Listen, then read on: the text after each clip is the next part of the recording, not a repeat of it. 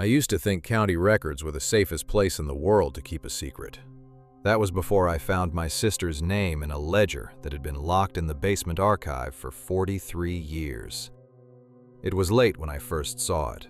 The courthouse had already emptied out. The fluorescent lights had thinned to that sickly hum that makes every hallway feel borrowed, and I was the only one left in the records room.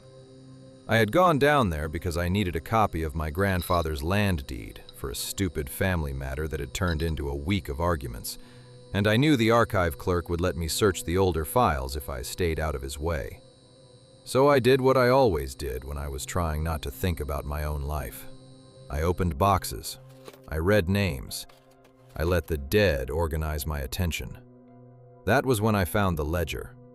It wasn't labeled like the others. No year, no department, no faded sticker from the county printer. Just a black spine with no title at all, sitting in a box of old tax records as if someone had hidden it and then forgotten to come back for it. The paper inside was thicker than normal, almost waxy, and the names were written in a neat hand that looked too careful to belong to any clerk I had ever met. At first I thought it was some kind of inventory list, births, property transfers, delinquent accounts, but the entries were wrong. Not in a dramatic way, in a quiet way that took a second to notice and then refused to leave my head. Some names had been crossed out so many times the ink had torn the paper. Some dates had been rewritten. Some pages had whole sections where the writing had faded, not from age, but as if the page itself had been scrubbed clean and then forced to remember what had once been there. I should have put it back. Instead, I turned to the front, because that's what people always do when they know they're touching something they shouldn't. And right there, under a heading that had been stamped and then blackened over, was a single sentence written in the margin. Do not add another name. I remember laughing when I saw it, not because it was funny, because that kind of warning belongs in a movie, not in a county archive under bad lighting with a coffee stain on the desk beside you. I looked around, half expecting a clerk to step out and tell me I was being pranked. But the room stayed empty. The building stayed quiet. So I kept reading. The ledger wasn't a list of land deeds. It was a record of people. Not everyone, just certain names, certain families. People who had been entered, corrected, crossed out, and entered again. Whole lines of the county history had been bent around those names like the paper had been folded in on itself. Then I found my own last name. Not my first name. That would have made sense in the stupid, magical, made-for-TV way my brain wanted to dismiss. It was my family name, old and severe, written in the same careful handwriting, with a date from nearly a century ago. Beside it was another note. Still here. I sat back so fast my chair scraped the floor. The sound went through the records room like a gunshot. Somewhere upstairs, a door closed. I held my breath and stared at the page until the letters stopped looking like letters and started looking like evidence. I should tell you now that I am not the kind of person who believes in curses. I believed in paperwork, in office politics, in bad filing systems, in old men who mislabel boxes because they're tired and underpaid. But the longer I stared at that ledger, the less I felt like I was looking at a mistake. I felt like I was reading a warning that had survived longer than the people who wrote it. I turned a few more pages. There were counties in the entries I recognized, families I'd heard about growing up, people who had vanished from local memory without any clean explanation. A farmer whose wife had once sworn he walked into the woods and never came back, though his boots were found on the porch the next morning. A deputy who supposedly transferred out but had no record of ever working anywhere else. A child whose obituary never made it into the paper. And then I saw my sister, Mara. Her name was there, in the same handwriting, on a page dated 12 years before she was born. I stopped breathing. It had to be a mistake. It had to be another Mara, another family, some coincidence so grotesque it almost felt insulting. But I knew better before I even checked the small note beside the name. Same eyes. I dropped the ledger. It hit the floor with a dull slap, and for a second the sound seemed too loud for the room, too alive. I bent to pick it up, hands shaking so hard I almost fumbled it twice. When I looked up, the records room door was still shut, but I had the sudden, irrational certainty that something was standing on the other side of it, listening. I told myself to leave. Instead, I checked the page again. Beside Mara's name was a line drawn through the date of birth, then another line, then another. As if someone had tried to erase her from being born and failed enough times to leave a scar. The note underneath was worse. Do not let her read this. I still remember the exact sensation that ran through me then. Not fear, not yet. Recognition. The ugly, animal kind of recognition that happens when a part of your life suddenly snaps into place and you realize it has been waiting for you to find the shape of it. Because Mara had always been strange in ways our family treated like bad luck. She hated mirrors as a kid. Not in the way little kids do when they are being dramatic. She would cover every reflective surface in her room with towels, and when our mother asked why, she'd say, very calmly, that the woman inside was slower than she was. We laughed at that for years. We stopped laughing when she began insisting someone was going through her things at night. Not stealing, just rearranging. Books would shift places. Drawers would be shut differently. Her toothbrush would be damp when no one had used it. My mother blamed stress. My father blamed attention-seeking.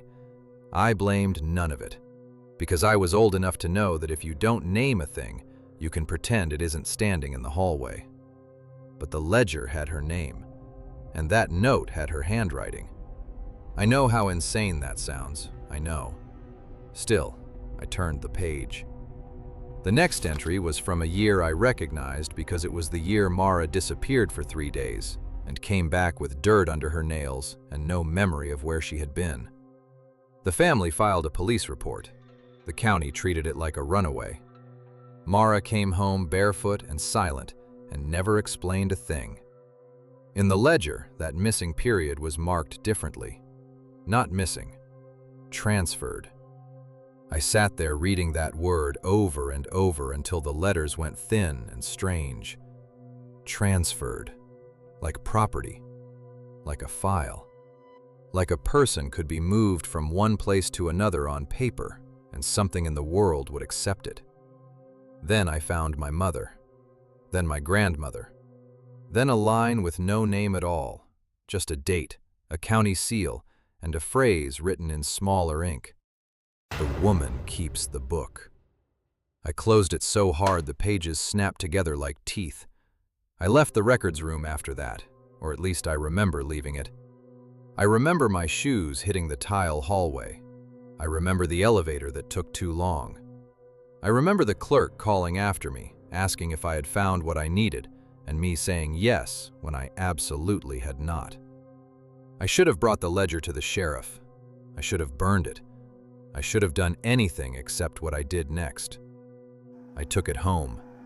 I wrapped it in a trash bag and hid it under the spare tire in my trunk like that would make it ordinary. Like the county archive had not just handed me a hook through the ribs and invited me to carry it back to my house.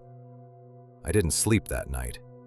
I sat at the kitchen table with every light on, staring at the bag in the trunk through the window as if I might catch it moving. Around 3 in the morning, my phone rang. No caller ID. I almost didn't answer. Then I heard my sister's voice on the other end. She didn't say hello. She said, "You found it." I stood up so fast the chair tipped over. "Mara?" I said. She was breathing hard. There was a sound in the background like wind moving through an empty room. "Don't open it again," she whispered. "If you read the wrong page, she notices." My mouth went dry. Who notices? But the line had already gone dead. I called her back 6 times. No answer. I drove to her apartment before sunrise, hands locked white around the steering wheel, and found her door open. The place was empty. Not abandoned, not ransacked. Empty in a way that made my skin crawl. Her coat was still on the hook. Her coffee mug was still wet on the counter. Her shoes were by the door. But her phone was on the table, screen shattered from the inside, and every mirror in the apartment had been covered with newspaper. I found the last thing she had written on the bathroom wall in a strip of black eyeliner. She is not a person. She is a record. I went back to the courthouse with the ledger just before closing. This time I did not hide it. I carried it straight to the records room and put it on the desk where I had found it, because I had the terrible feeling that taking it home had already counted as an answer. The clerk was gone. The room was colder than before. I opened the ledger to Mara's page, and this time there was a fresh line beneath her name. Added by request. My stomach dropped. Under that line was a note in the same careful handwriting. The woman in the county ledger is always the last one to be written down. The others are just the ones she used to get here. I heard something move behind me. Not footsteps, not a door. Paper. A dry, patient rustling, like hundreds of pages turning in a room with no wind. I turned and saw the filing cabinets. Every drawer was open. Every file inside had the same crossed-out names, the same careful handwriting, the same quiet damage.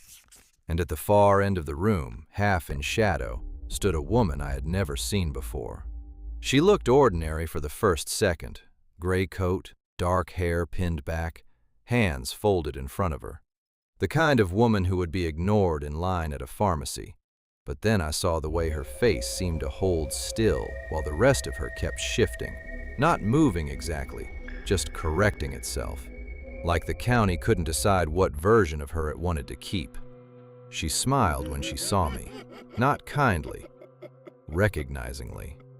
Then she said my name, and I knew with absolute certainty that she had been saying it for a very long time. I backed toward the door, but the lock had already turned itself. I tried the handle anyway because panic makes liars of all of us.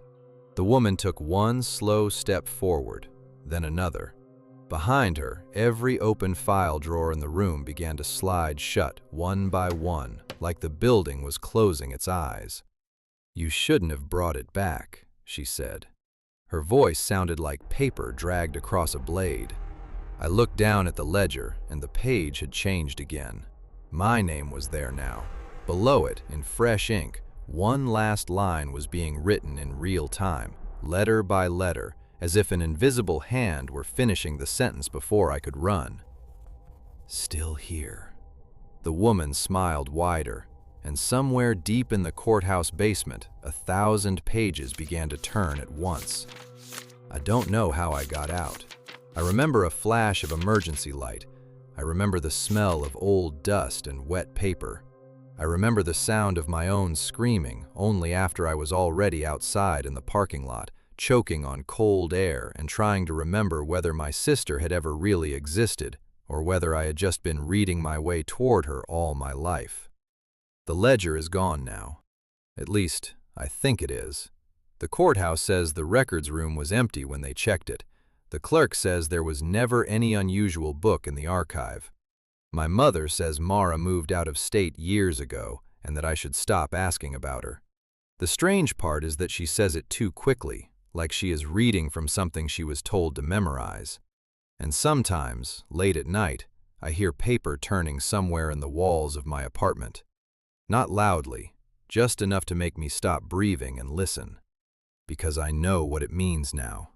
Somewhere, there is a book still being kept.